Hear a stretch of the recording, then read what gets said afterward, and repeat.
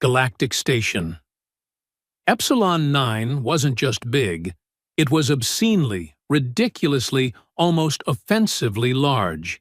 The kind of place where you could get lost for 3 days and still not see half the commercial districts.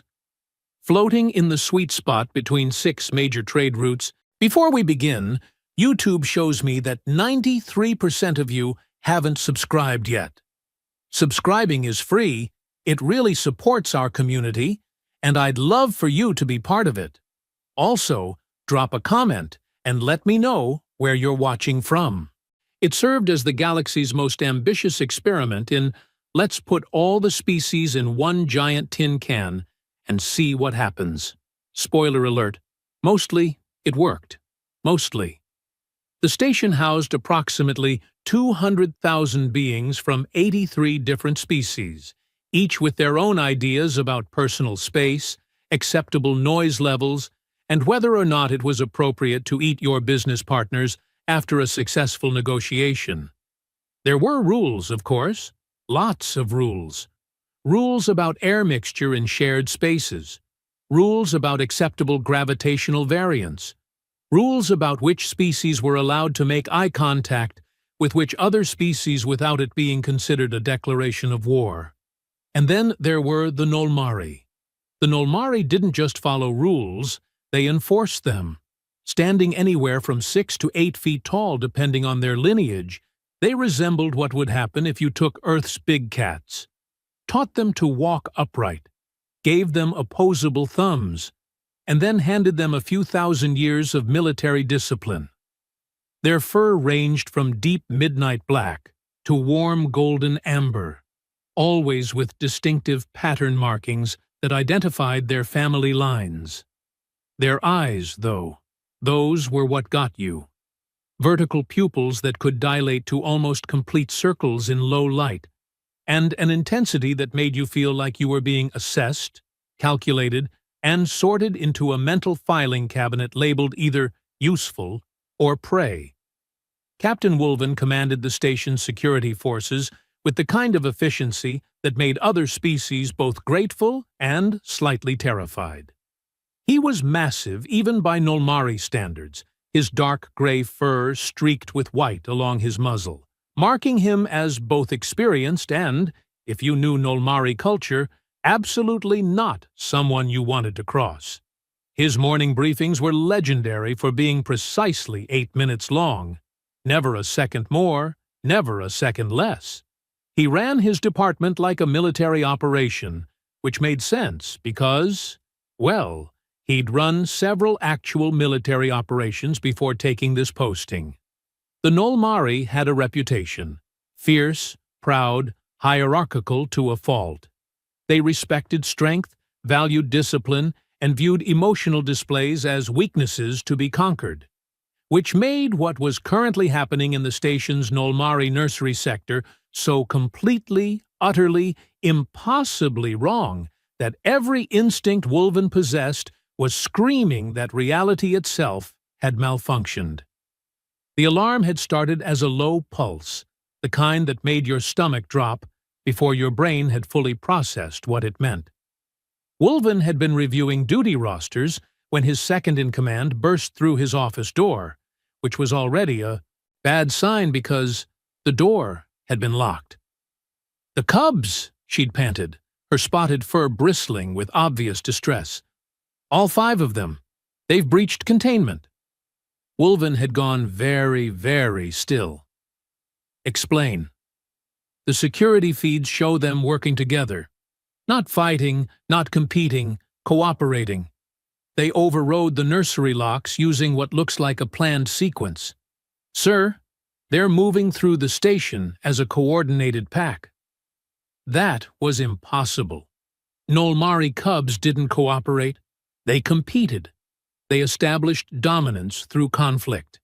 They were aggressive, unpredictable, and required specialized containment precisely because they couldn't be trusted not to tear each other or anyone else into strips of decorative flesh. The nursery wasn't a prison, exactly, but it had security measures that could have held back a small invasion force. And 5 juveniles, none of them older than 3 standard cycles, had just waltzed through those measures like they were taking an afternoon stroll. Where are they heading? Wolven was already moving, his claws extending slightly with the adrenaline surge. Civilian sector, residential wing, section... Oh, ancestors preserve us, section 12B. Wolven's tail lashed once, a sharp movement that spoke volumes. Section 12B housed low-level station personnel, scientists, clerks, visiting researchers, soft targets, vulnerable. The kind of beings who wouldn't stand a chance against one Nolmari cub in a bad mood, let alone 5 working together. The response was immediate and overwhelming. 20 security officers, multiple species, all trained for exactly this kind of nightmare scenario. Wolven led from the front because that's what leaders did, and also because if there was going to be a bloodbath, he wanted to see it with his own eyes so he could explain to the Homeworld Council exactly how their improved nursery protocols had failed so spectacularly. The corridors of Section 12 of B were eerily quiet when they arrived. No screaming, no sounds of destruction, no bodies, just the faint hum of life support systems and the occasional distant conversation from behind closed doors. Wolven's tactical display showed all 5 cubs converged on a single location. Residential unit 12B089. He checked the registry. The unit was registered to 1 Sienna, human, listed occupation, wildlife behaviorist. She'd been on the station for 8 months. No disciplinary issues, no complaints, no red flags whatsoever. Just another unremarkable being in an unremarkable job, living an unremarkable life. Except now, she had 5 Nolmari cubs outside her door. Wolven signaled his team into position. Breach formation. Stun weapons ready. Lethal force authorized if necessary. They'd practiced this scenario in training. Rogue cubs, potential hostage situation, civilian casualties. The protocol was clear. Fast, overwhelming, minimal risk to bystanders. He gave the signal. The door exploded inward with a hiss of hydraulics and a crunch of override codes. Wolven went through first, weapon raised, his enhanced vision adjusting instantly to the interior lighting. And then his brain tried very hard to process what it was seeing and failed completely. The residential unit was small, maybe 30 square meters total.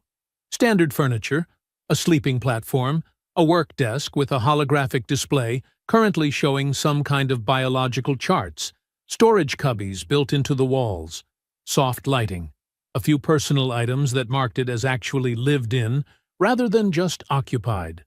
One wall displayed what looked like images from various planets, probably places the human had visited.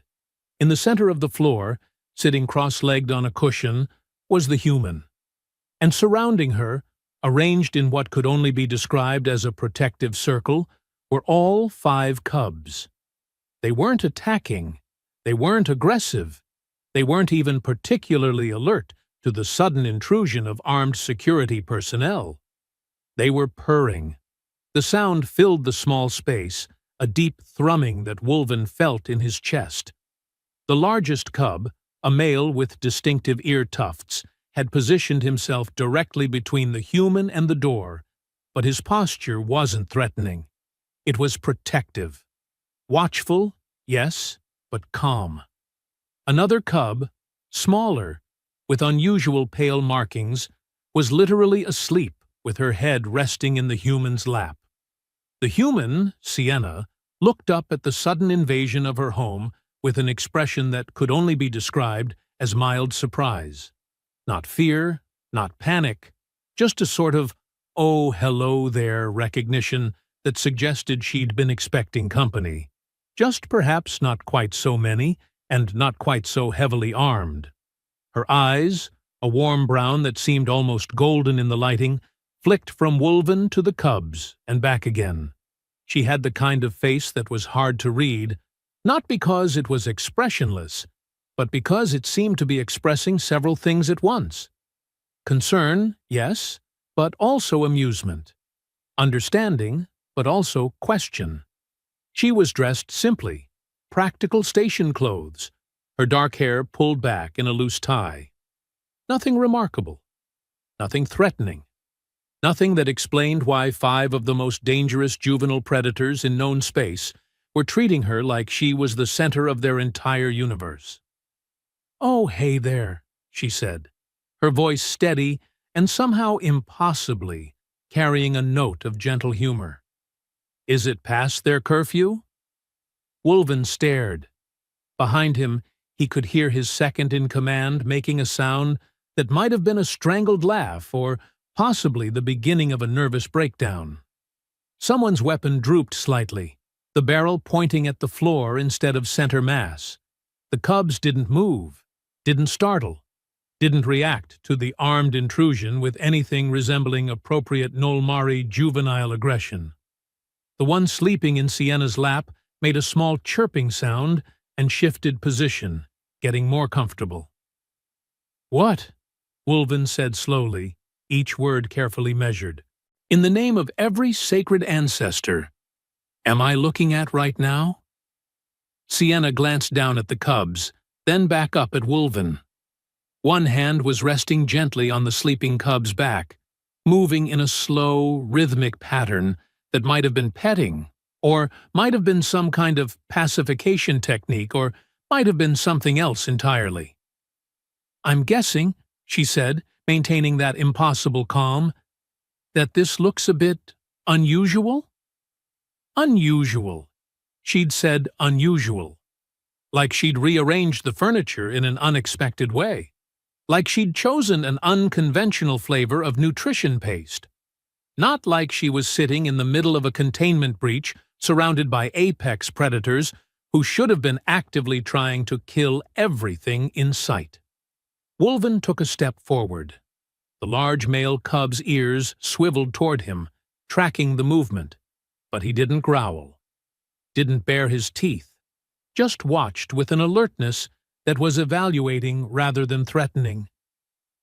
"You need to move away from them," Wolven said, keeping his voice level. "Slowly. Don't make sudden movements."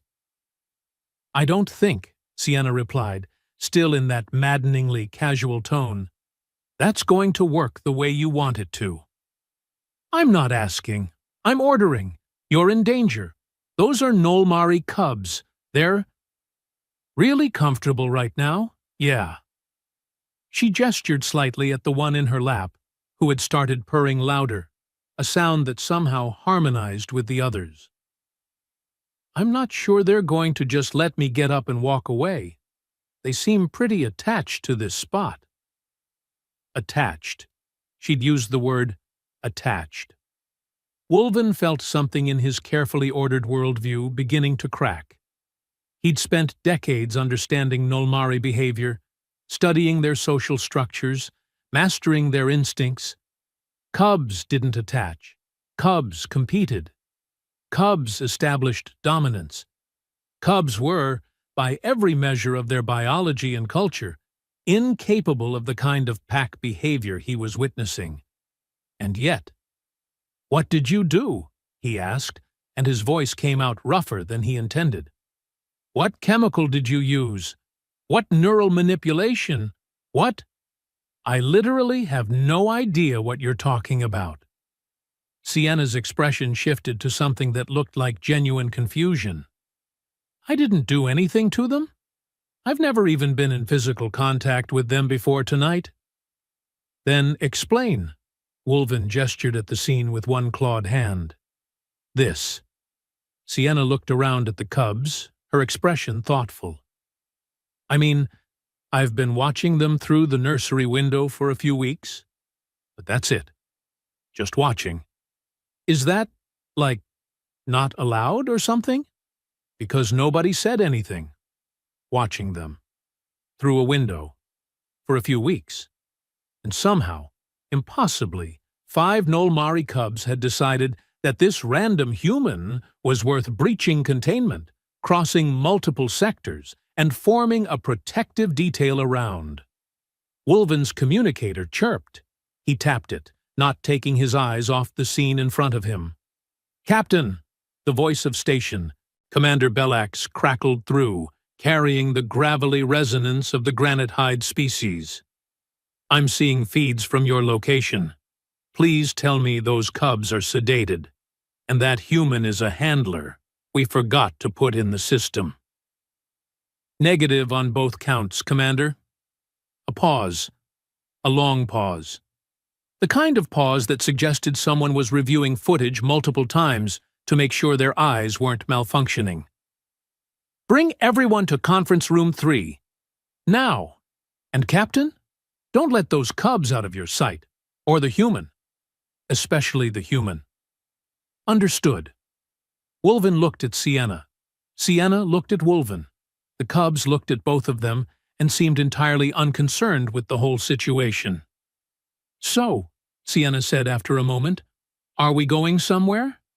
Because if we are, I'm going to need them to move. And honestly, I'm not sure how to make that happen."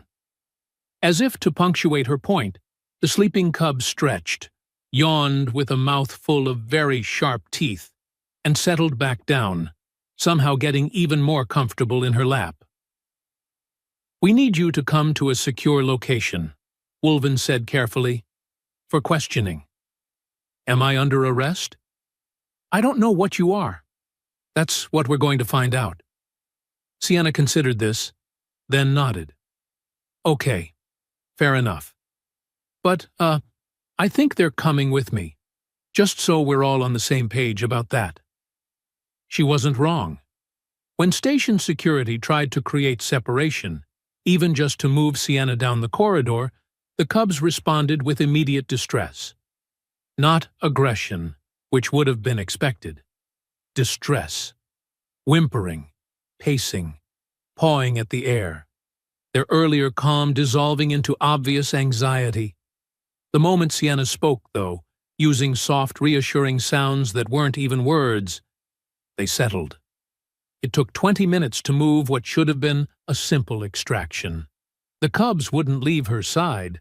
They walked in formation around her, constantly adjusting position to keep her in the center. When they reached the turbo lift, all 5 of them crowded in with her, forcing half the security team to take a different route. Wolven watched this circus unfold with the growing certainty that his orderly, understandable universe had just gotten a whole lot more complicated. And the human, this Sienna, just kept smiling that small, knowing smile, like she understood something that everyone else had missed. Like this was all somehow making perfect sense to her, while the rest of them were still trying to figure out which way was up. By the time they reached Conference Room 3, Wolven had made a decision. Whatever was happening here, whatever impossible thing had occurred, he was going to understand it. He was going to take it apart, piece by piece, until it made sense. Because in his experience, nothing was truly impossible. Some things were just improbable enough that you hadn't found the explanation yet. He was very good at finding explanations. He just had a feeling this one was going to be particularly interesting to uncover. Conference Room 3 was designed for crisis management, which meant it was large, sterile, and equipped with enough holographic projectors to make you feel like you were being watched by 100 invisible eyes. Which, technically, you were. Station Commander Bellax appeared on the main display, his silicon-based form looking like someone had carved a vaguely humanoid shape out of living granite, and then decided that was good enough. The cubs had refused to be separated from Sienna, so they'd had to improvise. The human sat in a standard chair, looking remarkably composed for someone who was essentially under interrogation. The cubs had arranged themselves around her like furry bodyguards, 2 on either side and 1 directly behind her chair, resting its head on the backrest near her shoulder. It would have been adorable if it wasn't completely, utterly, categorically impossible. Wolven stood at the opposite end of the table, his arms crossed, his tail moving in slow, controlled sweeps that betrayed his agitation more than his face did. He'd spent the last 10 minutes trying to start this conversation and kept getting derailed by the sheer absurdity of the situation. "Let's begin with basics," Bellax's gravelly voice rumbled through the speakers. "Miss Sienna, you're not in trouble. Yet. But we need to understand what's happening here. These cubs, they've never shown behavior like this. Not with their own caretakers, not with anyone. So, when I ask you what you did, I'm not accusing. I'm genuinely asking. What did you do?" Sienna's expression was thoughtful, like she was trying to solve a puzzle herself. "Honestly, nothing intentional. I walk past the nursery observation window most evenings. It's on my route back from the biological research labs. About 3 weeks ago, I noticed the cubs. They seemed stressed." "Stressed?" Wolven repeated, his tone flat. "You diagnosed Nolmari cubs with stress." "Well, yeah. I'm a behaviorist. It's kind of my thing." She gestured vaguely. "They were pacing, aggressive posturing toward each other, elevated respiratory rates, classic stress markers across most mammalian species." "Nolmari cubs are supposed to be aggressive," Wolven said, his patience wearing thinner than he'd like to admit. "It's how they establish hierarchy. It's normal." "Is it, though?" Sienna leaned forward slightly, and the cub behind her adjusted position to maintain contact. "Because, from what I observed, they weren't establishing anything. They were just kind of existing in a constant state of conflict. No resolution, no bonding, just stress feeding more stress." Bellax made a grinding sound that might have been contemplation. "Continue." "So, I started spending time by the window. Not doing anything, just being there. Sitting. Reading. Sometimes I'd look up and make eye contact, but that was it. No feeding. No sounds. No trying to interact. Just presence." The silence that followed was heavy enough to have its own gravitational field. "You're telling me," Wolven said slowly, enunciating each word with dangerous precision, "that you looked at them through a window, and they imprinted on you like you're their pack matriarch. When you say it like that, it sounds ridiculous." "It is ridiculous," Wolven's voice rose slightly, his control slipping. "Nolmari cubs don't imprint. They compete. They don't form emotional bonds until after their juvenile phase, when hormonal changes trigger pack instincts. This," he gestured at the purring pile of predators surrounding her, "shouldn't be possible." One of the cubs, the one with pale markings, made a small chirping sound and pressed closer to Sienna's leg. She absently reached down and placed her hand on its head, in a gesture that was so natural, so unconscious, that it took a moment for Wolven to register what he was seeing. She wasn't trying to control them. She wasn't commanding or manipulating.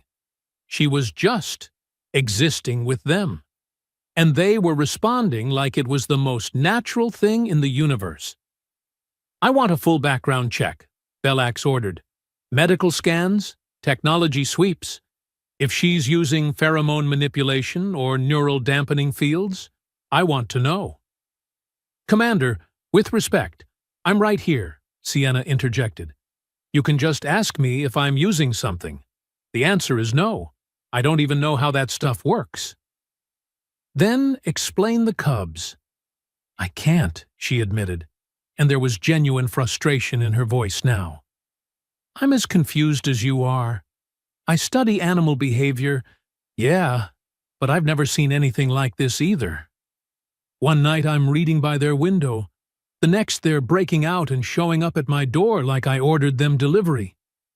Wolven began pacing, a distinctly feline movement that spoke to his own agitation. We need to test this. Separate her from them. See if the behavior persists." "You really want to do that?" Sienna asked, and her tone carried a warning. "Because I'm pretty sure they're not going to handle separation well. They're cubs. They'll adapt." "Will they, though?" It was a simple question, but it hung in the air like a challenge. Wolven made the call anyway. Security personnel entered, moving carefully, and attempted to guide Sienna out of the room while keeping the cubs inside. The response was immediate and visceral. The cubs didn't attack. They didn't become violent. But the distress sounds they made, the way they pressed against the door, clawing not to breach, but to reach, the absolute panic in their movements, it was wrong. Deeply, fundamentally wrong.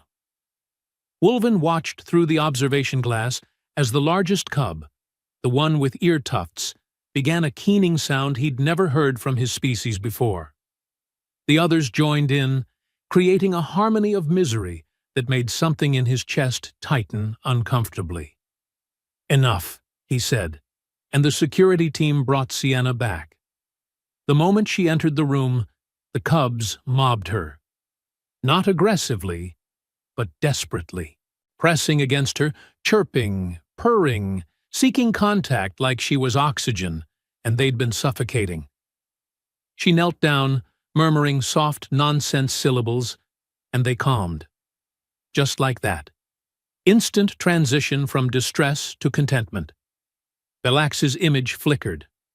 "Well, that's concerning." "That's one word for it," Wolven muttered. "I'm authorizing a full investigation. Science Officer Len will take point. Review all security footage from the past month. I want to know everything about this human's movements, patterns, interactions. And Miss Sienna, you're not leaving this station." "Wasn't planning on it," she replied, still surrounded by cubs. "But we're going to need somewhere to sleep. I don't think my quarters are big enough anymore." Wolven looked at her, really looked at her. This small human who'd somehow accomplished what no Nolmari caretaker had managed, who'd broken every rule of their behavioral understanding without even trying. "What are you?" he asked quietly. Sienna met his gaze, and her smile was tired but genuine. "Just someone who pays attention, Captain. That's all." But Wolven had a feeling it was so much more than that, and the feeling terrified him. Science Officer Len was the kind of being who made thorough look like a casual hobby. The tidecaller species evolved in the crushing depths of their homeworld's oceans, where thinking fast meant becoming something else's dinner. Len's translucent aquamarine skin rippled with bioluminescent patterns when they were concentrating, which meant they'd been glowing like a living light show for the past 18 hours straight. Their workspace had transformed into something resembling a detective's conspiracy wall, if that detective was mildly unhinged and had access to holographic technology. Floating screens surrounded them in a semicircle, each one displaying different footage, biological readouts, behavioral analysis charts, and what appeared to be handwritten notes in 3 different languages. Wolven entered the lab without knocking, because at this point, normal protocol felt like a quaint memory from a simpler time. "Tell me you found something." Len's head turned, their large, dark eyes blinking in that sideways way their species did when shifting mental gears. "Oh, I found something.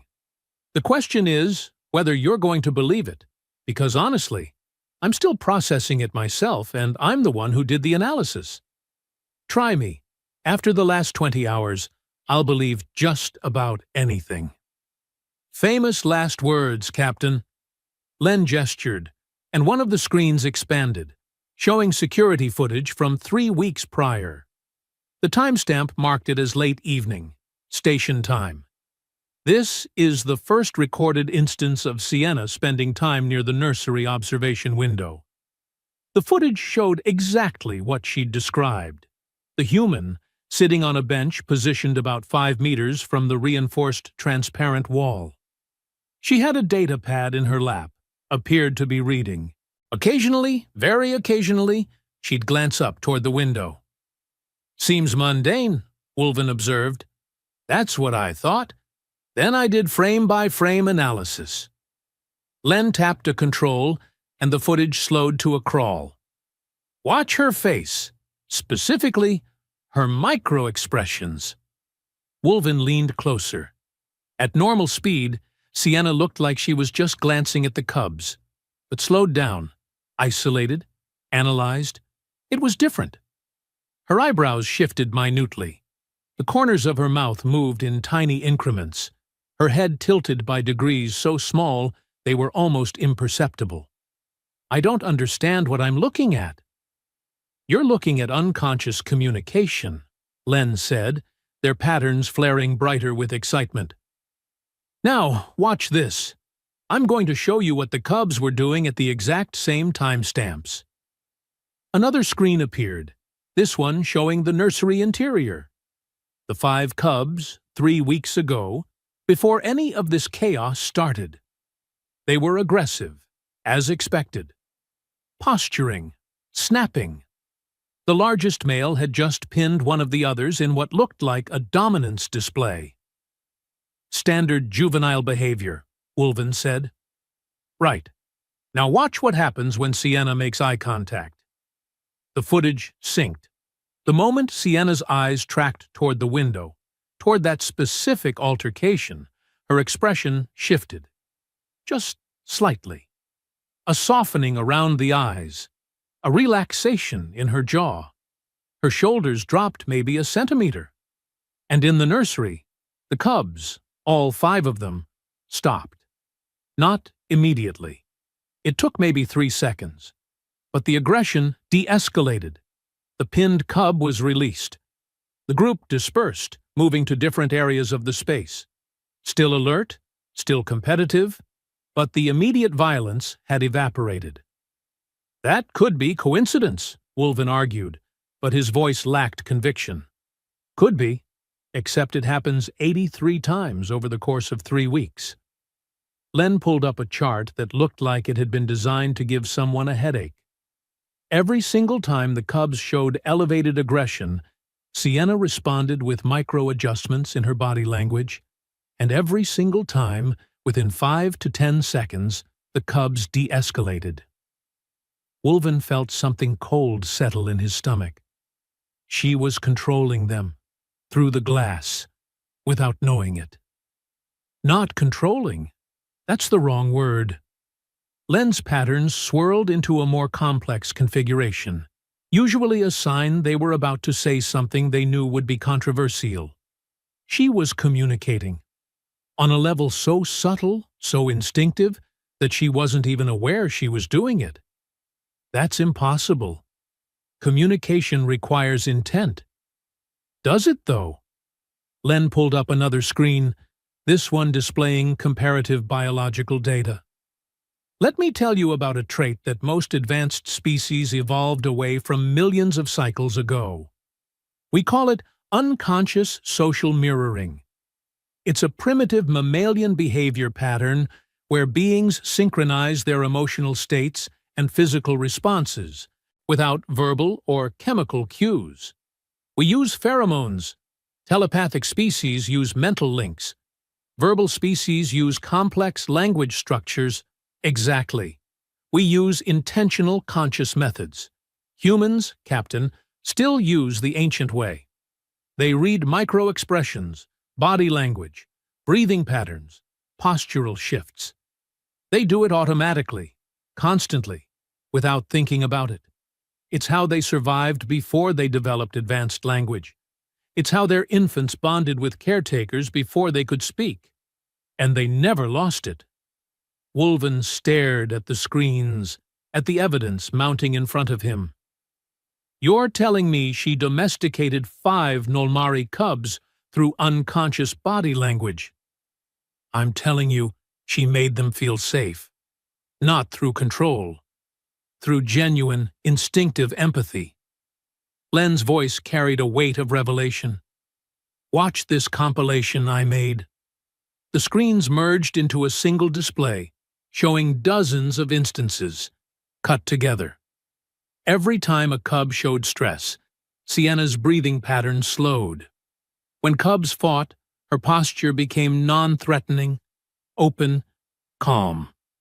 When a cub isolated itself in apparent distress, her attention shifted toward it with a gentleness that couldn't be faked because she didn't even know she was doing it. She was essentially conducting behavioral therapy through a transparent wall, Len continued, making them feel seen, understood, safe, things that, according to modern Nolmari raising protocols, cubs shouldn't need because they're managed through clinical efficiency and chemical regulation. Our protocols are proven. They work. Do they? Len asked quietly. When was the last time you saw Nolmari cubs this calm, this cooperative? Not controlled by sedatives or fear, but genuinely at peace. Wolven didn't have an answer. Couldn't have an answer. Because the truth was, he'd never seen it. Not in his lifetime. Not in any contemporary record. Nolmari cubs were managed, contained, trained. They weren't at peace. His communicator buzzed urgently. "Captain, you need to come to communications. Now." The urgency in the voice made Wolven move before his brain had fully processed the command. Len followed, their translucent form gliding with that uncanny smoothness their species possessed. The communications center was organized chaos when they arrived. Multiple stations active, personnel moving with purpose, and on the main display, a sight that made Wolven's blood run cold. The seal of the Nolmari Homeworld Council. The actual council, not some local representative.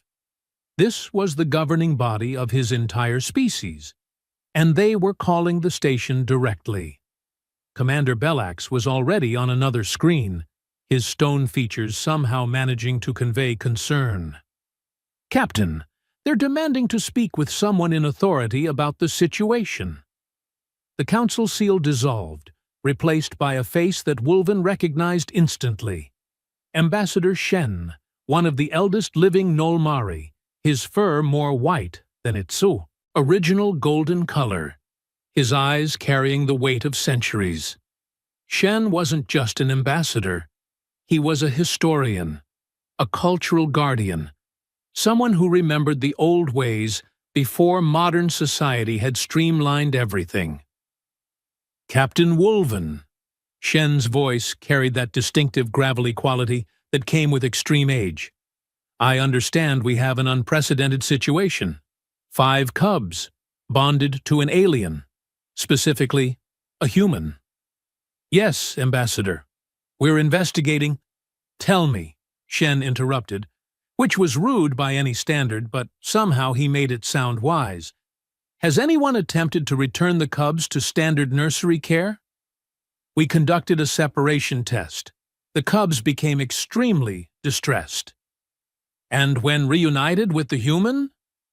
"Immediate calm, complete emotional regulation." Shen was quiet for a long moment. Then, unexpectedly, impossibly, he began to laugh. Not a polite chuckle. A deep, rumbling laugh that seemed to come from somewhere ancient and knowing. "Ambassador?" Wolven ventured, completely at a loss. "Forgive me, Captain. It's just, we've spent thousands of cycles building the perfect system.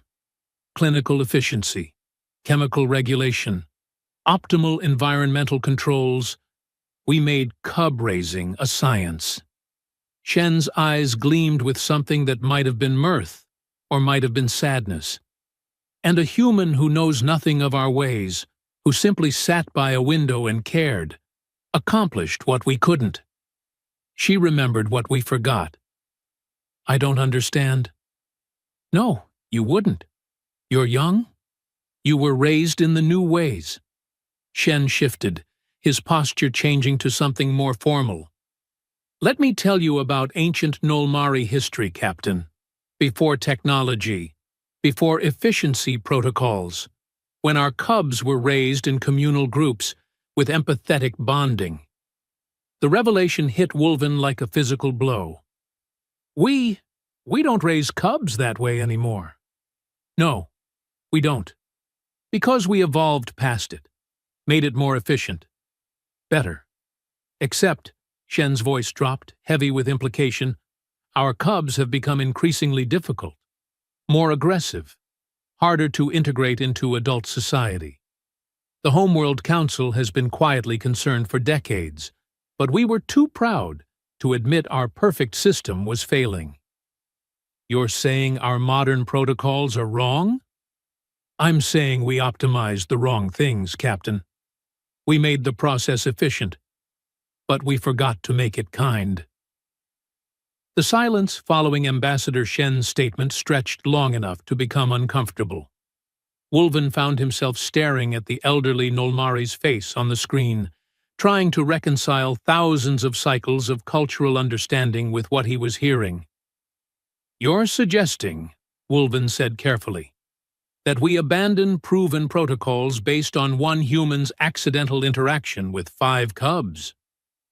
I'm suggesting nothing of the sort, Captain.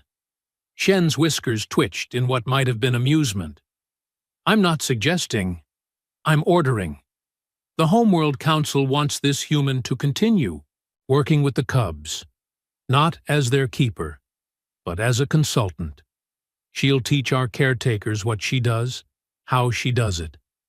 The old ways, the ones we thought we'd outgrown. With respect, Ambassador, she doesn't even know what she does. She admitted as much.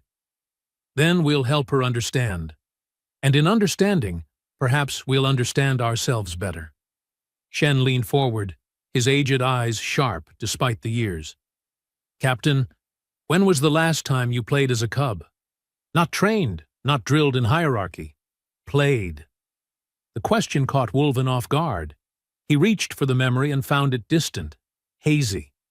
I don't remember. That's not how we're raised. Exactly. That's not how you're raised anymore. But it was. Once.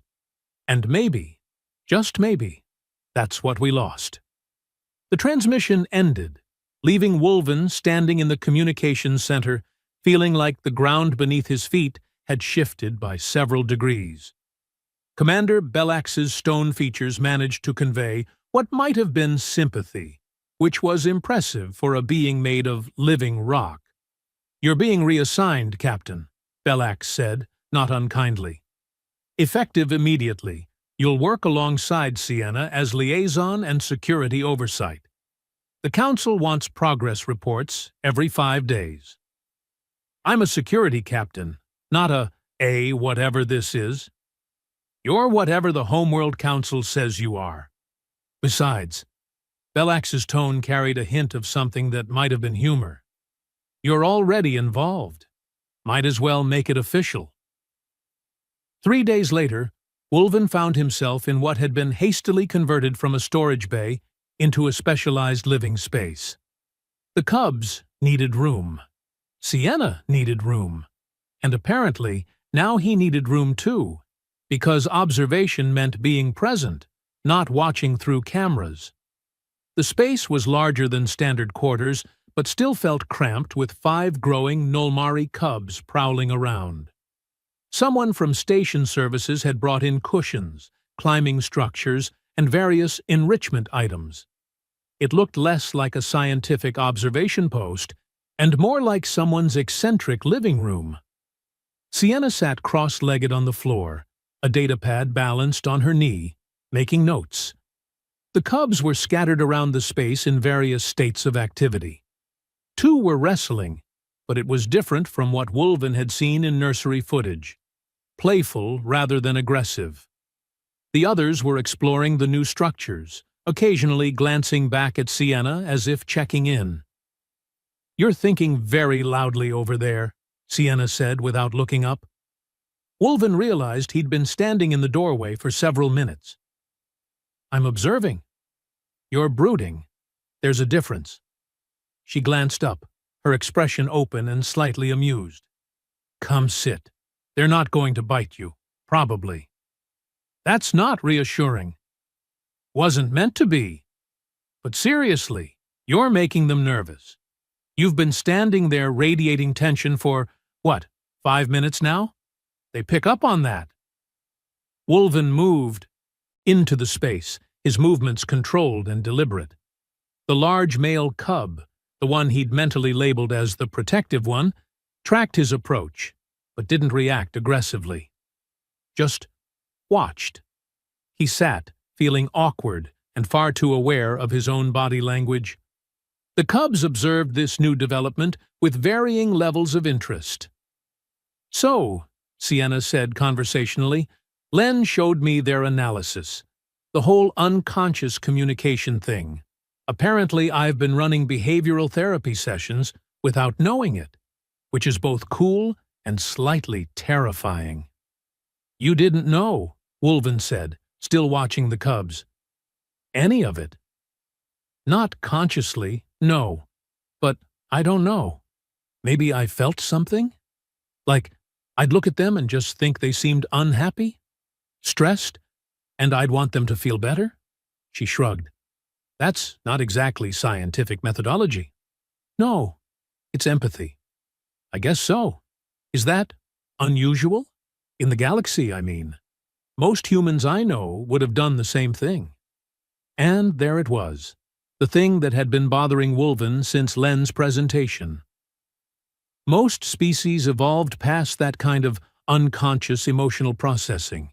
We use more efficient methods. Chemical signals, telepathy, structured verbal communication. Humans are unusual, in that you kept the primitive method. Primitive, Sienna repeated, and there was something in her tone. Interesting word choice. I didn't mean, no, it's fine. You're probably right. It is primitive. Old brain stuff. Mammalian bonding patterns from before we had language. She looked at the cubs, her expression thoughtful. But you know what? Maybe primitive isn't the same as wrong. Maybe some things shouldn't be optimized away. One of the smaller cubs, the one with pale markings who'd slept in Sienna's lap that first night, approached Wolven cautiously. He went very still, uncertain how to respond. The cub sniffed at his leg, making a small questioning sound. She's asking permission, Sienna said quietly, to get closer. You can acknowledge her or not, but being still like that is confusing. You're not saying yes or no. You're just frozen. What should I do? What do you want to do? Wolven considered. What did he want? His training said, maintain distance, establish authority, don't engage emotionally. But watching the cub, seeing her uncertain stance, something else stirred, something older. He slowly extended one hand, palm down, in a gesture he barely remembered from his own cubhood. An invitation. The cub's ears perked up, and she moved closer, pressing her head against his palm. The contact sent a shock through him. Not physical, but emotional.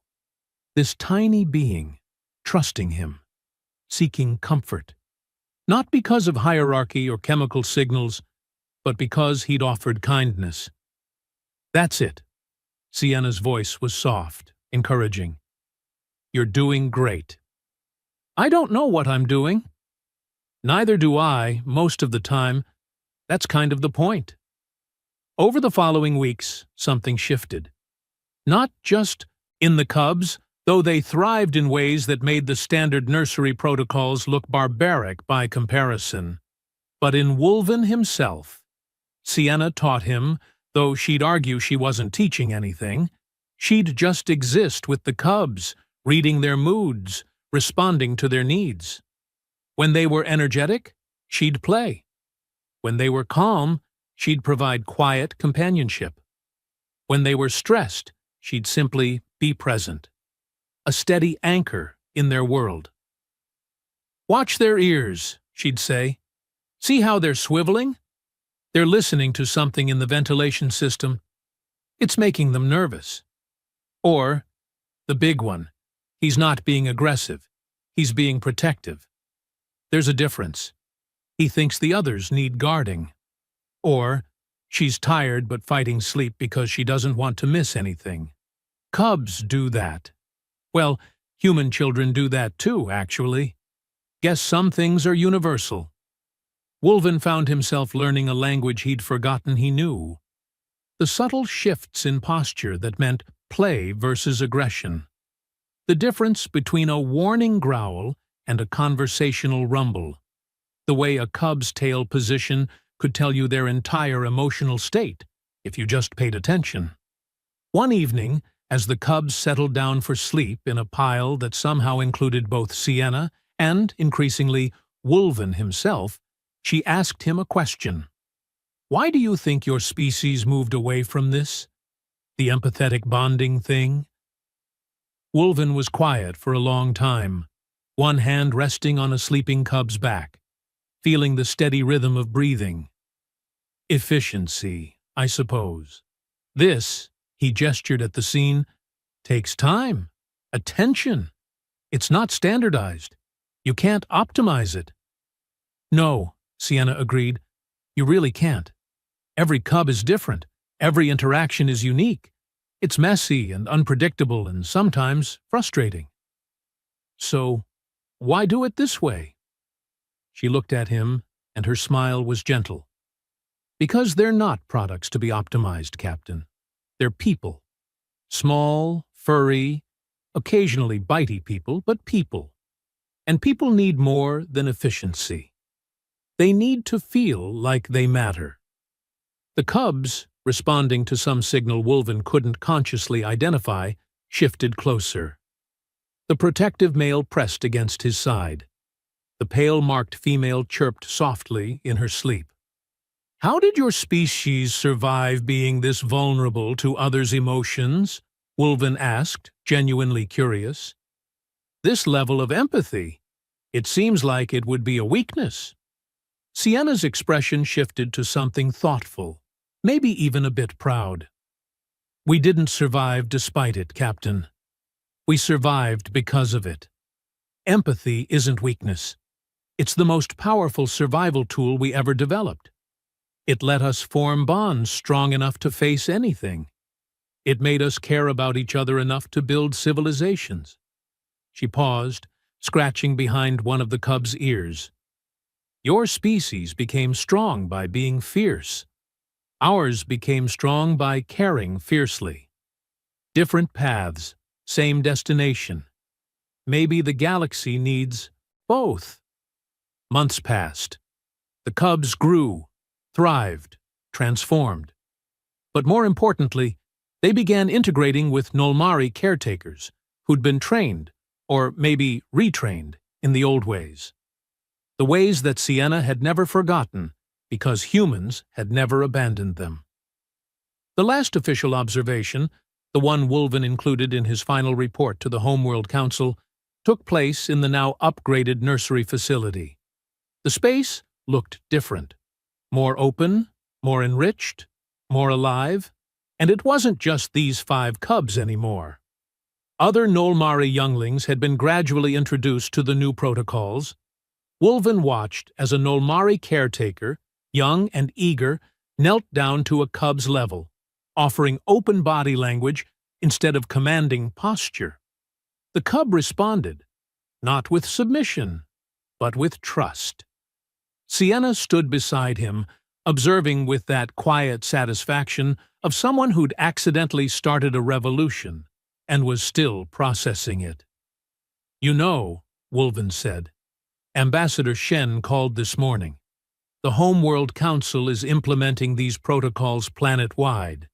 They're calling it the Empathy Initiative. That's a terrible name. It's a political name. They're good at those. He paused. They also want you to visit the homeworld, train more caretakers. Apparently, you're something of a celebrity now. I just sat by a window and paid attention. You did more than that. You reminded us what we'd forgotten. Wolven watched the cubs, his cubs now, even if they weren't his biologically. That caring isn't weakness. That efficiency without compassion is just sophisticated cruelty. Sienna bumped her shoulder against his arm, a gesture of companionship that would have seemed bizarre months ago, but now felt natural. You're getting philosophical in your old age, Captain. I'm learning from a good teacher. I'm not a teacher. I'm just someone who pays attention. Wolven looked at her, this human who'd upended everything his species thought they knew about raising their young, who'd done it without trying, without technology, without anything except an instinct so old it predated civilization. Sienna, he said quietly, paying attention is exactly what teaching is. She smiled, and in that moment, one of the cubs, the protective male who'd been with her from the beginning, approached. He looked between them, made a small sound of contentment, and pressed against both of them simultaneously. The galaxy had conquered stars, bent physics to their will, built empires that spanned sectors. They'd optimized, standardized, perfected every system they could measure. But it took a human, armed with nothing more than ancient mammalian instinct and the radical act of caring, to teach them the one thing they'd forgotten. Sometimes the most advanced thing you can do is simply be kind. And maybe, just maybe, that was the most important lesson of all.